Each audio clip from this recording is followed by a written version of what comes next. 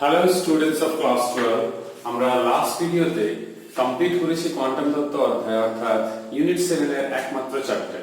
তো স্বাভাবিকভাবে আমরা সিলেবাসটা এগিয়ে এগিয়ে যাচ্ছি। এর পরের ইউনিট অর্থাৎ ইউনিট 8 এর আলোচনা আমরা এই ভিডিওর মাধ্যমে শুরু করব। তো তোমরা দেখতেই পাচ্ছ আমি এখানে একটা হেডিং দিয়েছি পরমাণু ও নিউক্লিয়াস। এটাই হচ্ছে আমাদের ইউনিট 8 এর সিলেবাস। তো ইউনিট 8 এর সিলেবাসের মধ্যে দুটো চ্যাপ্টার রয়েছে। একটা হচ্ছে পরমাণু, যেটা আমরা শুরু করব এই ভিডিওর মাধ্যমে। এই চ্যাপ্টারটা কমপ্লিট হলে আমরা সেকেন্ড চ্যাপ্টার যখন আমরা পড়ব সেই চ্যাপ্টারের নাম হচ্ছে পারমাণবিক নিউক্লিয়াস। তাহলে বুঝতেই পারছো অ্যাটমিক ফিজিক্স এবং নিউক্লিয়ার ফিজিক্সের অংশ বিশেষ এগুলো রয়েছে। এই দুটো চ্যাপ্টার মিলিয়ে আমাদের এক্সামিনেশনে এইচএস এবং টেস্ট এক্সামিনেশনে সেটা আসে 6 মার্কসের কোশ্চেন আছে।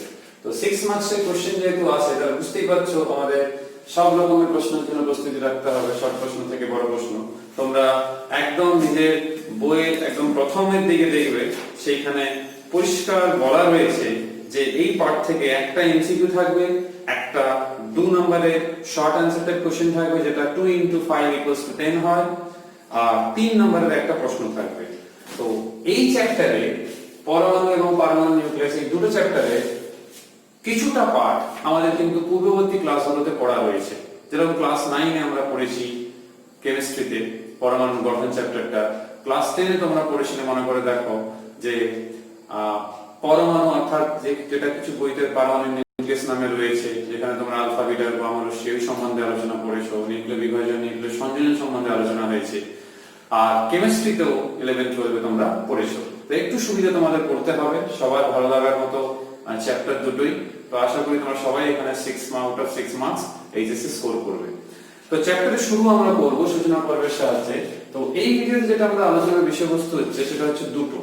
ফার্স্ট হচ্ছে আমাদের যে পরমাণু উপাদান, এই সম্বন্ধে আমরা জানবো। তোমরা সবই জানো কিন্তু আমরা একদম প্রাচীন থেকে শুরু করতে হবে। তাহলে পরমাণু উপাদান থেকে শুরু করবো আমরা আলোচনা। আর নেক্সট যে আলোচনাটার দিকে যাব আমরা সেটা হচ্ছে রাদারফোর্ডের পরমাণু মডেল। সেখান থেকে তার ধারণাটা এসেছিল কোথা থেকে না, আলফা কণা বিক্ষেপণের একটা পরীক্ষা ছিল খুব ফেমাস, যাকে বলা হয় রাদারফোর্ডস আলফা স্ক্যাটারিং এক্সপেরিমেন্ট। তো সেই এক্সপেরিমেন্ট সম্বন্ধে আমরা আলোচনা করব। তাহলে আলফা কণা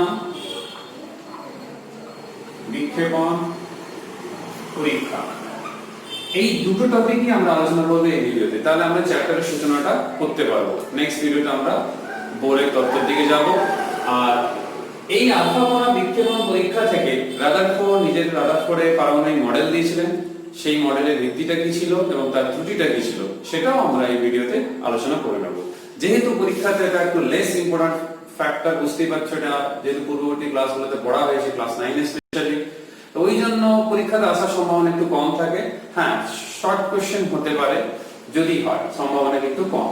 তো আমরা চেষ্টা করব যতটা ব্রিফলি পুরো আলোচনাটা করা যায়।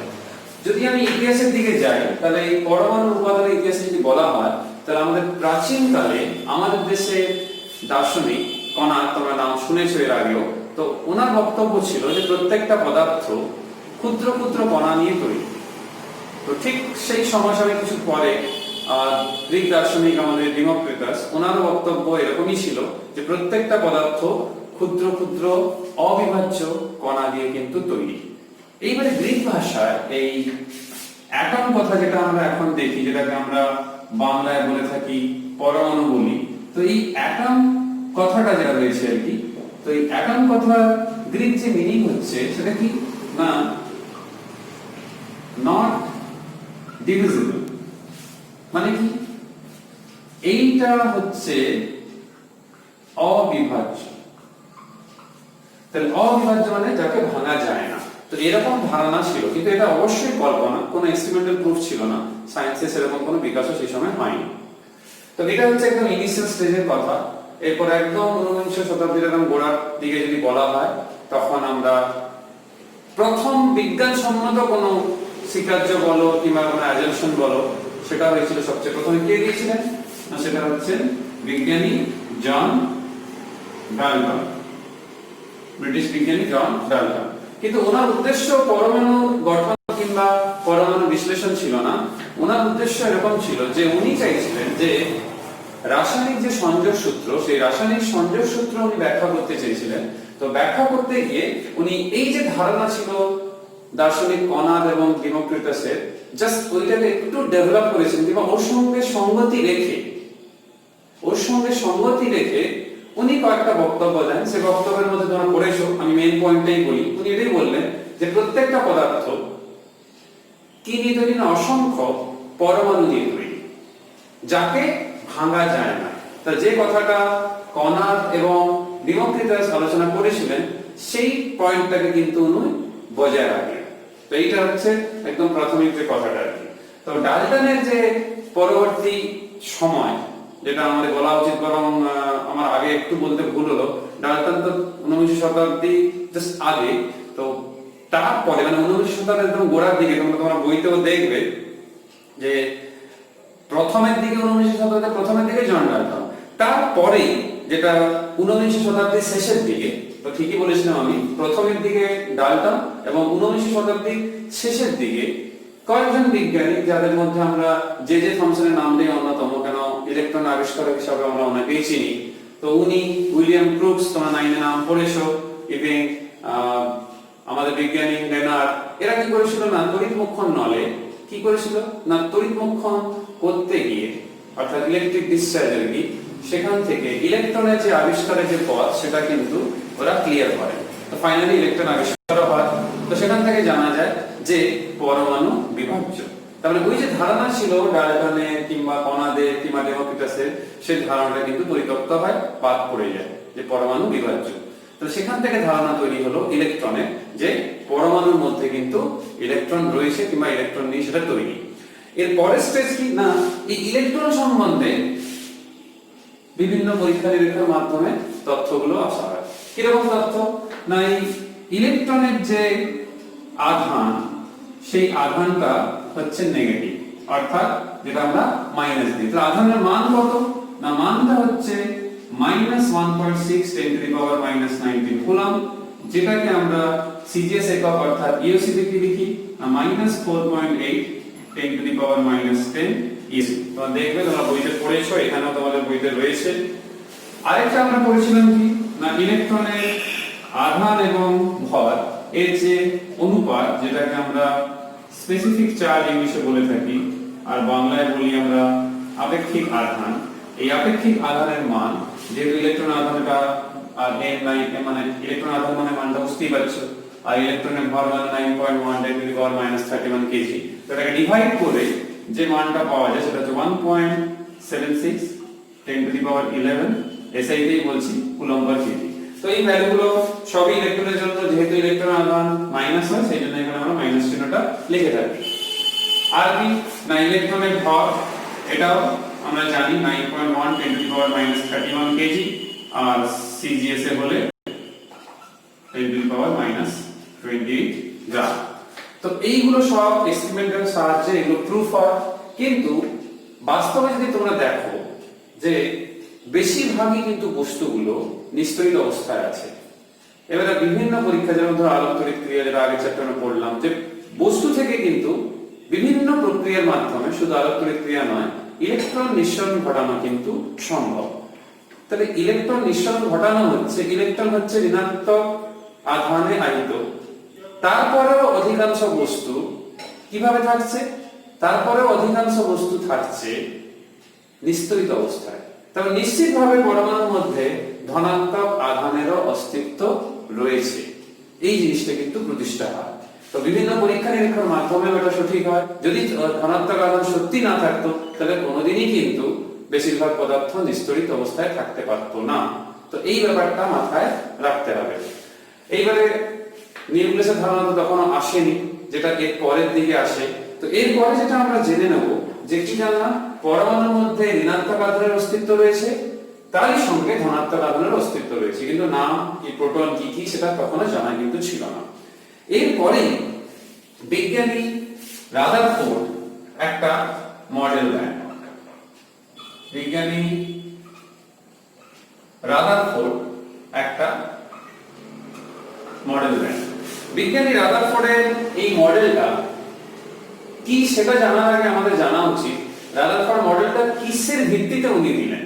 না, রাদারফোর্ড একটা পরীক্ষা করেন, সেই পরীক্ষাটা আমি আগেই তোমাদের বললাম, আলফা কণা বিক্ষেপণ পরীক্ষা, যাকে বলা হয় alpha particle scattering experiment by Rutherford. তো রাদারফোর্ডের এই যে এক্সপেরিমেন্ট, শুধু রাদারফোর্ড করেছিলেন তা বলা ঠিক হবে না, রাদারফোর্ড এবং আর কিছু বিজ্ঞানী তারা মিলিতভাবে করেছিলেন, কিন্তু লিড করছিলেন ঠিক রাদারফোর্ড। তো এইখানে কি করা হয়েছিল ব্যবস্থাটা, পুরো এক্সপেরিমেন্টের ডিটেইলসের দরকার নেই, আমাদের ফলটাই লাগবে, কিন্তু কিভাবে এক্সপেরিমেন্টটা করা হয়েছিল সেটা আমি একটু শর্টে বলি। আলফা কণা কিংবা আলফা রশ্মির উৎস নেওয়া হলো, স্বাভাবিকভাবে তেজস্ক্রিয় পদার্থ থেকে নিতে হবে, তাকে সীসার মধ্যে আবদ্ধ করা হলো। সাপোজ ধরো এরকম একটা, এখানে একটা আলফার উৎস থাকলো,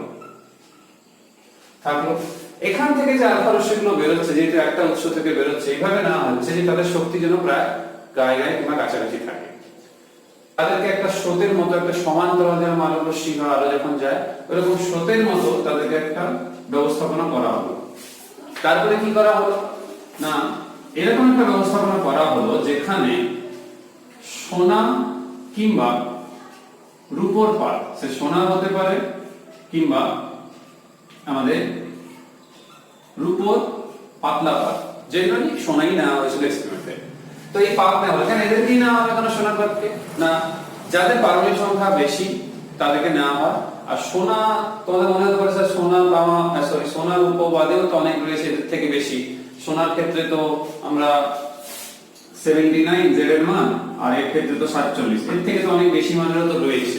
এটাই কেন না, রয়েছে অবশ্যই, কিন্তু এদেরকে অনেক পাতলা, আমরা চাদরের মতো কিংবা খুব থিন সাইজে পাতলা করে এর আস্তরণ নিতে পারি, যেটা ব্যবহার করতে পারি। ওই জন্য দেখবে গয়নাতে কিন্তু সোনার উপরই ব্যবহার হয়, অন্য ধাতুর ক্ষেত্রে কিন্তু এই জিনিসটা হবে না। তো এই জন্য আমরা সোনা কিংবা রূপো নিয়ে থাকি। তাহলে এখানে সোনা নেওয়া হয়েছিল, তাহলে একে বলা হয় কি ফয়েল, পাতলা চাদরের মতো, একে বলা হয় গোল্ড ফয়েল, যেহেতু সোনার পাত। তো এই পাতের মতো নেওয়া হলো। এইবারে এভাবে নেওয়া হলো যাতে করে আমরা, যেহেতু খুব পাতলা নিচ্ছি, যাতে করে একটা আলফা কণার সঙ্গে সোনার পাতের একটা পরমাণু সংঘর্ষ হচ্ছে, সেটা আমরা কিন্তু কলিশন হচ্ছে ধরে নিতে পারি, সেই জন্য পাতলা করা হলো। এইবারে একে তো আর খালি চোখে দেখতে পাচ্ছি না আমরা, এই জন্য কি করা হলো না, এখানে পুরো প্রতিপ্রভা পর্দার ব্যবস্থা করা রাখলো, মানে যাকে বলা হয় ফ্লোরোসেন্ট স্ক্রিন। এবারে বিভিন্ন কোণে কি যেভাবেই বিক্ষেপণ হবে সেটাকে যেন সে কালেক্ট করতে পারে আর ডিটেক্ট করতে পারে, এই ব্যবস্থা করা গেল। তো এই ব্যবস্থা করার পর যে ফলাফলগুলো পাওয়া গেল সেগুলো খুব ইন্টারেস্টিং, এবং সেইগুলো থেকেই রাদারফোর্ডের মডেলের আবির্ভাব হয়েছিল। তো সেই ফলাফলগুলো কি সেটা আমি ইন শর্ট বলছি। তো সবচেয়ে গুরুত্বপূর্ণ ফলাফল এটাই ছিল যে যে আলফা কণাগুলো যাচ্ছে সোনার পাতের মধ্য দিয়ে, তার মধ্যে বেশিরভাগ আলফা কণা কোনো বিক্ষেপণ না হয়, অর্থাৎ বিক্ষেপিত না হয়, সোজা গিয়ে পর্দায় ধাক্কা দিচ্ছে। তার মানে বেশিরভাগ যেহেতু অবিচ্যুত অবস্থায় পৌঁছচ্ছে, তার মানে আমরা বলতে পারি এই পাতের ভিতরে যে পরমাণুর বেশিরভাগ স্থান ফাঁকা। এখান থেকে এই জিনিসটাই প্রমাণিত হচ্ছে। ওই জন্য তোমরা বইতেও দেখতে পারো, সবচেয়ে ফার্স্ট পয়েন্টই বলা হয়েছে, এর থেকে প্রমাণিত হচ্ছে পরমাণুর অধিকাংশ স্থান ফাঁকা। নেক্সট কি অবজারভেশন, গুরুত্বপূর্ণ অবজারভেশন, সেটা কি না, কিছু আলফা কণাকে দেখা গেল খুব অল্প বিক্ষেপণ কোণে, যেরকম 1 ডিগ্রি কিংবা তার থেকেও কম, মানে কত ক্ষুদ্র ভাবো, সেই কোণে বিচ্যুত হচ্ছে। তাহলে একে আমরা কি বলি না, স্বল্প কোণে বিক্ষেপ। মানে এই যে কোণটাকে আমরা বলছি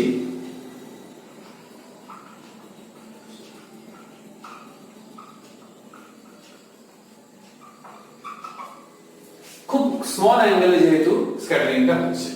এটাকে আমরা কিভাবে বোঝাতে পারি না, ভাবো যদি আমি ভাবি ধনাত্মক আধান আর ঋণাত্মক আধানগুলো রয়েছে সাপোজ এরকম, তাহলে আমি যদি এখন ধনাত্মক আধান কথাটা নাও ধরি, ধরো তুমি মাঝের অংশ যেহেতু বেশিরভাগটা ফাঁকা, কিছু স্থানেই শুধু কিছু রয়েছে ভর, পুরো পরমাণু, যেখানে ইলেকট্রন রয়েছে, ইলেকট্রনের সাথে যখন সংঘর্ষটা হচ্ছে আর কি, তাহলে ইলেকট্রন আর একটা আলফা কণার আধান হচ্ছে +2e, ঠিক আছে।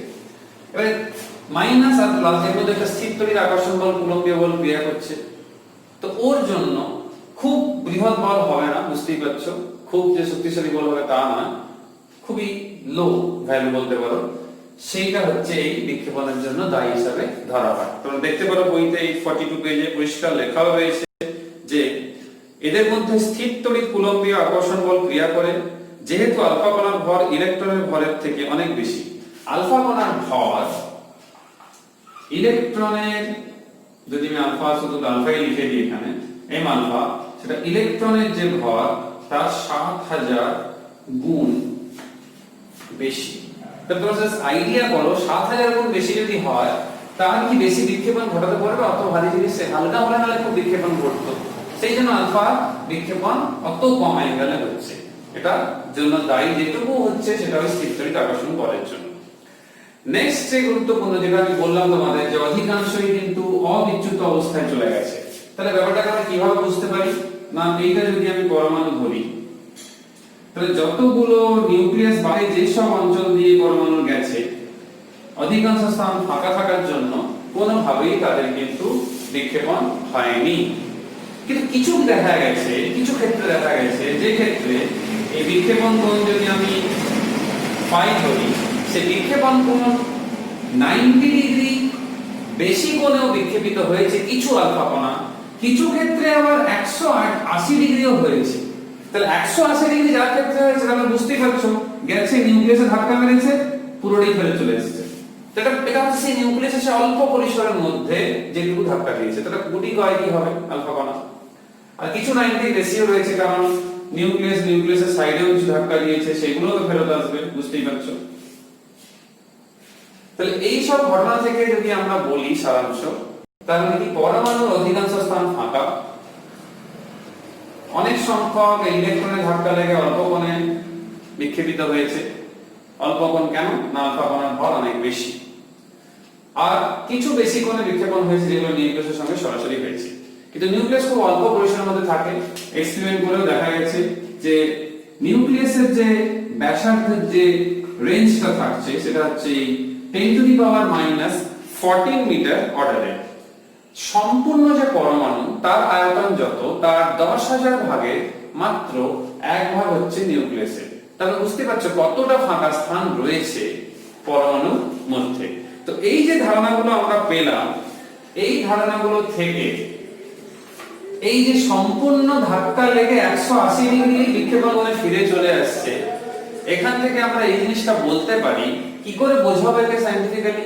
না, গিয়ে ধাক্কা লেগে ফিরে আসে তার মানে বিকর্ষণ। তবে নিশ্চিতভাবে পরমাণুর কেন্দ্রে কিংবা মিডল পয়েন্টে সেন্ট্রাল রিজিয়নে ধনাত্মক আধানযুক্ত অংশ একটা রয়েছে, পদার্থ রয়েছে, যার জন্য বিকর্ষণ হয়, ফিরে চলে আসছে ধাক্কা লেগে। তো এইটা হচ্ছে আলফা পজিটিভ, যেটা আমি বলেছিলাম +2, আবার এটাও পজিটিভ। এদের বিকর্ষণের জন্য এই ঘটনাটি ঘটছে, এইভাবে কিন্তু ব্যাখ্যা দেওয়া হয়েছিল। এবারে কাজ হচ্ছে এই ঘটনাগুলো দেখে রাদারফোর্ডের মাথায় যে কনসেপশনটা এলো, সেই কনসেপশনটা কি ছিল? সেই কনসেপশনটা হচ্ছে পরমাণুর বেশিরভাগ স্থান ফাঁকা, মাঝে পজিটিভ জায়গা যেটা রয়েছে, যেটাকে আমরা নিউক্লিয়াস বলি কিংবা কেন্দ্রক বলি, সেই স্থানটা রয়েছে, সেখানেই পরমাণুর মেজর ভরটা, ম্যাক্সিমাম ভরটা কেন্দ্রীভূত হয়ে থাকে, তাই আমরা তাকে কেন্দ্রক বলে থাকি।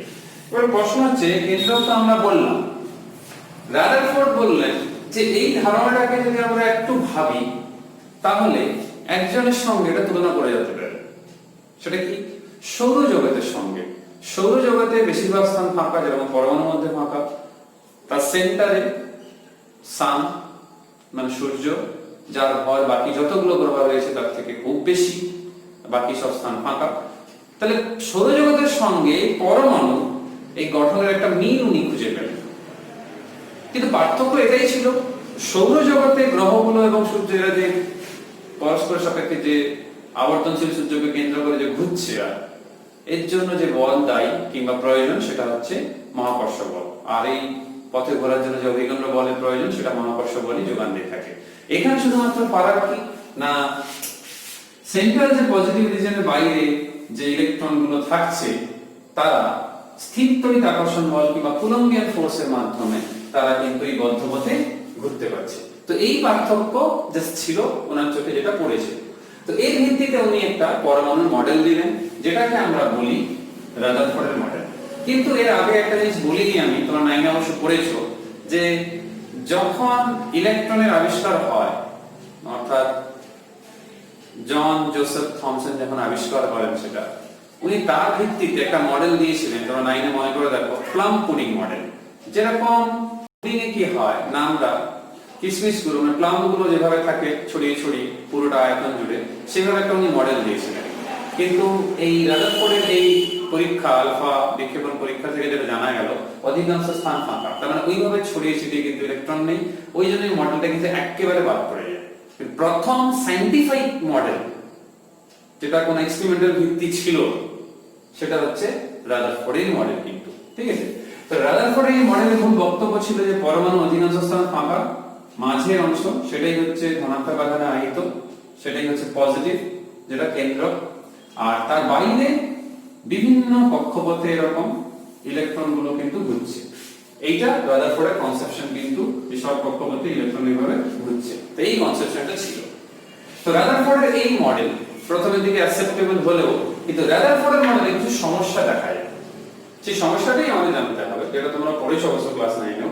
তো রাদারফোর্ডের মডেলের ত্রুটি, তো ত্রুটি বলতে দুটো পয়েন্টকে সব সময় কিন্তু হাইলাইট করা হয়। কি দুটো পয়েন্ট, সেই দুটো পয়েন্টে আমরা আলোচনা করব। প্রথম হচ্ছে পরমাণু অস্থায়িত্ব। দেখবে তোমাদের বইতেও লেখা রয়েছে পরমাণু অস্থায়িত্ব। এই সম্বন্ধে প্রথমে আমরা আলোচনা করব, যে পরমাণু অস্থায়িত্ব। তোমরা তো বলবে স্যার অস্থায়িত্বের কথা কেন বলা হচ্ছে না, একটু ভেবে দেখো। আমাদের এখানে একটু যদি তোমরা ভাবো, তাহলে এই পরমাণুর যে মডেলটা রয়েছে, এই মডেলে আমরা কি দেখছি না, আধানগুলো মানে ইলেকট্রন ঋণাত্মক আধানগুলো কিছু কক্ষপথে ঘুরছে, যেটা কনসেপশন ছিল রাদারফোর্ডের। তাহলে ইলেকট্রন যে একটা কক্ষপথে ঘুরছে, সনাতন পদার্থবিদ্যা ক্লাসিক্যাল ফিজিক্স কি বলে, যেটা ম্যাক্সওয়েলের তত্ত্ব অনুসারে, ত্বরণশীল আধানযুক্ত কোনো কণা যদি গতিশীল থাকে, তখন সে কি করে না, রেডিয়েশন কিংবা বিকিরণ করে। বিকিরণ করলে এখানে কে এসে কণা, এখানে হচ্ছে ইলেকট্রন। তো ইলেকট্রন যদি বিকিরণ করে, তোমরা একটু ভেবে দেখো, বিকিরণ করলে তার ধীরে ধীরে শক্তি হ্রাস হবে। তাহলে হ্রাস হতে হতে একটা সময় আসবে যখন সে কি হবে, ধরো তার কাছে এখানে আছে, তাহলে ধীরে ধীরে ধীরে ধীরে কি হবে না, ধীরে ধীরে ধীরে যদি এটা সেন্টারে বিহাইন্ড বলি, ধীরে ধীরে কি হবে, তার শক্তি হ্রাস হবে, হতে হতে হতে হতে হতে একটা সময় আসবে, তাহলে পরমাণু তো স্থায়ী হবে। থিওরি বলছে যদি এটা সত্যি হয়, তাহলে 10⁻⁻8 সেকেন্ডের বেশি পরমাণু স্থায়ী হবে না। কিন্তু বাস্তবে তো অনেক পরমাণুই রয়েছে, বেশিরভাগই রয়েছে যারা স্থায়ী। তার মানে নিশ্চয়ই মডেলে কিছু গন্ডগোল আছে, আর এই কনসেপশনে গন্ডগোল আছে। তো এটা একটা প্রবলেম রাদারফোর্ডের মডেলে। দ্বিতীয় প্রবলেম যেটা হচ্ছে যে বর্ণালীর কথা, সেটা কি না, নিরবিচ্ছিন্ন বর্ণালী যাকে বলা হয়, কন্টিনিউয়াস স্পেকট্রাম। তো দেখবে তোমাদের বইতেও এখানে দেখবে রয়েছে যে নিরবিচ্ছিন্ন বর্ণালী যাকে আমরা বলছি, এই নিরবিচ্ছিন্ন বর্ণালী যাকে বলা হচ্ছে, এই নিরবিচ্ছিন্ন বর্ণালী কি না, কিসের বর্ণালী এটা না, এই বর্ণালীটা হচ্ছে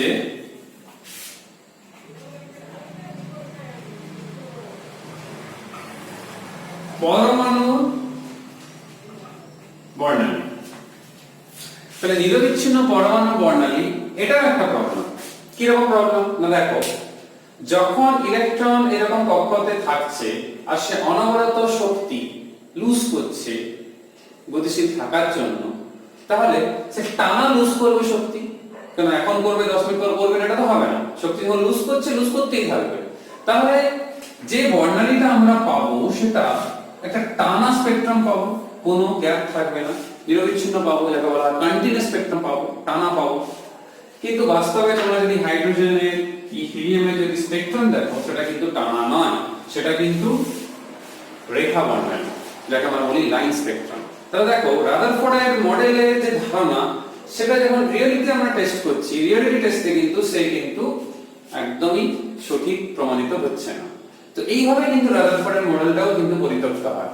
কিন্তু রাদারফোর্ড মডেলে সবকিছু নেগেটিভ নয়, কিন্তু অনেকগুলো পজিটিভ ব্যাপারগুলো কিন্তু ছিল, যেটা এর আগে কিন্তু বরং থমসন মডেলে ছিল না, প্লাম-পুডিং মডেলে কিন্তু ছিল না। সেই পজিটিভ গুলো কি না, কেন্দ্রক যে কনসেপশনটা, নিউক্লিয়াসের কনসেপশনটা, অধিকাংশ স্থান ফাঁকা, ইলেকট্রনের ধারণা, ইলেকট্রন কিভাবে ঘুরছে।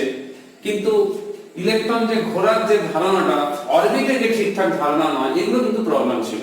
তার ফল আমরা দেখতেই পেলাম যে পরমাণু অস্থায়িত্ব এবং নিরবিচ্ছিন্ন পরমাণুর যে বর্ণালী, সেই ক্ষেত্রে কিন্তু এই প্রবলেমটা কিন্তু দেখা যাচ্ছে। তো এই প্রবলেমটা দূরীকরণের জন্য নিলস বোর এগিয়ে এলেন, যেটা সনাতন পদার্থবিদ্যাকে সম্পূর্ণ লঙ্ঘিত করে। একটা নতুন যুগান্তকারী যুগের একটা আবির্ভাব হলো অ্যাটমিক ফিজিক্সে নিলস বোরের সেই থিওরি থেকে। সেটা আমরা নেক্সট ভিডিওতে আলোচনা শুরু করব। নেক্সট ভিডিওর আমার আলোচনার বিষয়বস্তু হবে সেটা হচ্ছে পরমাণু এই রাদারফোর্ডের মডেল থেকে কি কি পজিটিভ গুলো বোর নিয়ে নিজে যুগান্তকারী যে তিনটে স্বীকার্য, যাকে আমরা কোয়ান্টাম স্বীকার্য বলে থাকি, সেই স্বীকার্যগুলো দিলেন, সেটা আমরা আলোচনা করব নেক্সট ভিডিওতে। সবাই সুস্থ থেকো, ভালো থেকো, পরের ভিডিওতে দেখা হচ্ছে। Till then, by.